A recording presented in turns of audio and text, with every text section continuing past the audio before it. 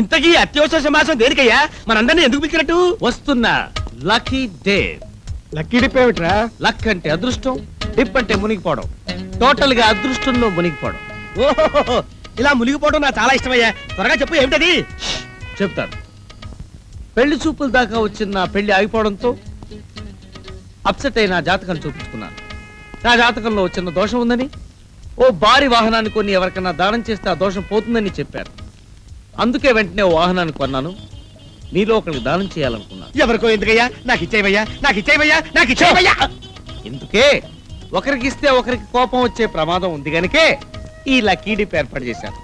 ఈ చీటీల్లో ఒక చీటీ మీద ఛీ అని రాసి ఉంటుంది. ఆ చీటీ ఎవరికి వస్తే ఆ భారీ వాహనాన్ని వారికి దానం చేస్తాను.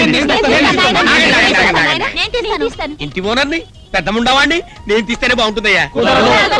కుదరదా? కుదరదా? అయితే ఈ క్షణమైలు కలిసేది పంటే. ఏయ్, నాతో పెట్టుకోకండి. అందుకే బాబాయ్ చెప్పింది కరెక్ట్ అన్నా.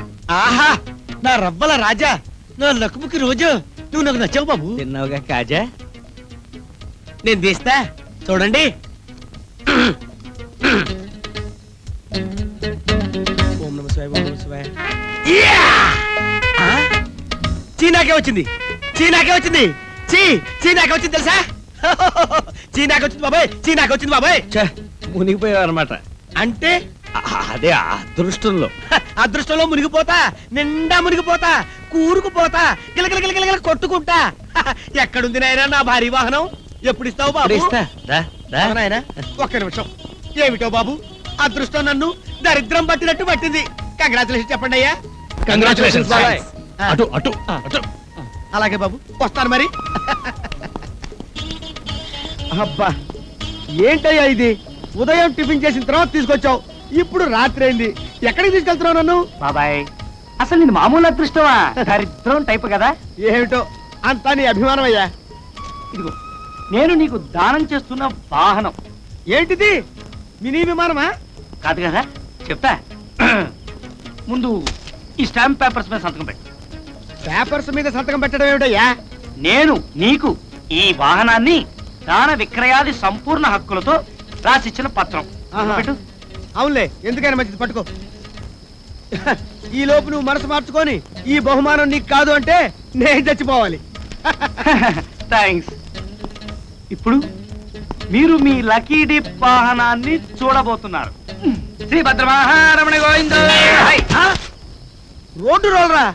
ఇదేంటయ్యా, రోడ్డు రోలర్ కూడా బహుమానంగా ఇస్తారా? చాలా గమ్మత్తుగా ఉంది. వద్దంటే చెప్పండి, ఎవరికైనా ఇచ్చేస్తారు.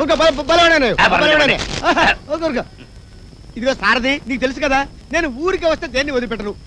పోనీ ఎందుకైనా మంచిది అదే పడి ఉంటుంది, మంచిది కాకపోయినా పడి ఉంటుంది. నష్టం ఏంటి మనకి? ఏడిసినట్టే ఉంది. ఆ బేవర్స్ బాబాయ్కి బుద్ధి చెప్పవయ్యా అంటే వాడికి ఒక పెద్ద ప్రైజ్ ఇచ్చి సంతోష పెడతావా? సంతోష పెట్టడం కాదు, అదృష్టంలో ముష్టం అంతకంటే కాదు. ఆ రోడ్ రోలర్ బాగు చేయడానికి వీల్లేనంతగా చెడిపోయింది. దాన్ని వదిలించుకోవడం కోసం మున్సిపాలిటీ వాళ్ళు వేలం వేశారు. దాన్ని ఎలా ఎక్కడ ఉన్నది అలాగే కొనే పద్ధతిలో కొన్నాను. ఇక మన బేబా, అదే బేవర్స్ బాబాయ్ కష్టాల పర్వాని వెండి తెరపై చూడుము. వెరీ గుడ్ రవి, నువ్వంటే నాకు చాలా ఇష్టం. ఫస్ట్ తారీఖు రాగానే టెన్షన్ గా ఇచ్చేస్తావు డబ్బులు. నువ్వంటే నాకు చాలా ఇష్టమయ్యా. ఆ శంకరగాడు ఉన్నాడే, ఇన్స్టాల్మెంట్ మీద ఇస్తాడు. నువ్వంటే నాకు చాలా ఇష్టం, చాలా ఇష్టం, చాలా ఇష్టం, చాలా ఇష్టం, చాలా ఇష్టమయ్యా. నమస్కారం. ఎవరో గుర్తుపట్టావా? లేదే. గుర్తుపట్టలేదా? ఆ ఫేస్ చూడు, ఆ ఫేస్ కా కళ్ళజోడు చూడు. మున్సిపాలిటీ సర్కిల్ లేడు, మున్సిపాలిటీ మెసెంజర్. ఇదిగా రోడ్డు రోలర్ ఓనర్ కదా, వెతుక్కుంటూ వచ్చి నమస్కారం చేస్తున్నాడు. ఇదిగో రవి, నువ్వు పని చేయవయ్యా. నువ్వు ఓటు కొని పడాయి, వెతుక్కుంటూ వచ్చి నమస్కారం చేస్తాడు. అవును, నా రోడ్డు రోలర్ కులాసాగా ఉందా? కులాసాగా ఉందండి. ఏంటి ఇలా వచ్చావేంటి? తమరికి ఈ నోటీస్ ఇద్దామని వచ్చాను. నోటీసా? ఫ్రీయే కదా? ఫ్రీయేనండి. ఫ్రీగా వస్తే ఉరితాడు కూడా వదలటి భూషణం. ఇదేమి నోటీస్ రా నాయనా, 6 పేజీలు ఇంగ్లీష్ లో ఉంది. ఏమిటి నోటీసు? తమ రోడ్ రోలర్ మా మున్సిపాలిటీ క్యాంపస్ లో ఉంది కదండి, దాన్ని అర్జెంట్ గా అక్కడి నుంచి తీసేయమని నోటీస్ అండి. అర్జెంట్ గా తీసేయాలా? అర్జెంట్ గా తీసేయడానికి అది ఎవరో కుక్క పిల్ల అనుకున్నావా, కోడి పిల్ల అనుకున్నావా? అయినా నా డ్రైవింగ్ కూడా రాదు కదండి. తమకు వచ్చినా దాన్ని అక్కడి నుండి బయటికి తేవడం చాలా కష్టం అండి. ఏం బాబు, అది రిపేర్ లో ఉంది కదండి, కాస్త రిపేర్ చేయించాలి. మరి రిపేర్ చేయించాలా అంటే డబ్బులు ఖర్చు అవుతాయి కదా. నేను చేయించను, అక్కడి నుంచి తీయించను. తీయించకపోతే మరి తమరు వారానికి 400 అద్దె కట్టాలండి. వారానికి 400 అంటే నెలకు కూడా 400 కదా మన సంగతి తెలియదయ్యా నేను డబ్బులు కట్టను నేను కట్టనంటే కట్టను నీ బాబు చెప్పుకుంటా చెప్పబో కట్టకపోతే కోర్టులో కేసేస్తామండి ప్లేటర్ ఖర్చుల కింద 2000 అవుతాయండి కోర్టు స్టాంపులు అవి 12,000 అవుతాయండి ఆ తమరు కోర్టు చుట్టూ తిరగడానికి 22,000 అవుతాయండి ఆఖరికి జడ్జిమెంట్ బయటకు వచ్చేటప్పటికి 42,000 అవుతాయండి ఈ ఖర్చు భరించలేక తమరు ఇల్లు అమ్మేయాల్సి వస్తుందండి మీరు ఓడిపోతారండి అప్పుడు మీ రోడ్ రోలర్ ని రోడ్డు మీద పెట్టేస్తామండి తమరిని జైలుకి పంపించేస్తామండి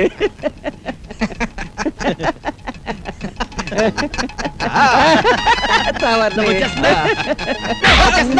వచ్చేస్తున్నా నీకు ఏంట్రా మీ క్యాంపస్ లోంచి రోడ్డు రోలర్ తీయించకపోతే నా ఇల్లు అమ్మేస్తావురా నువ్వు ఆయ్. నా ఇల్లు అమ్మేస్తావురా ఏయ్! నీ కళ్ళజోడు తీరా. రేయ్, నీ కళ్ళజోడు కాలికి వేసి పచ్చడి కింద ముక్కలు ముక్కలు తొక్కేస్తాను. చంపుతాను రేయ్. మర్యాదగా చెప్పు రోడ్డు రోలర్ రిపేర్ చేసేవాడు ఎక్కడ ఉన్నాడు చిదంబరం అండి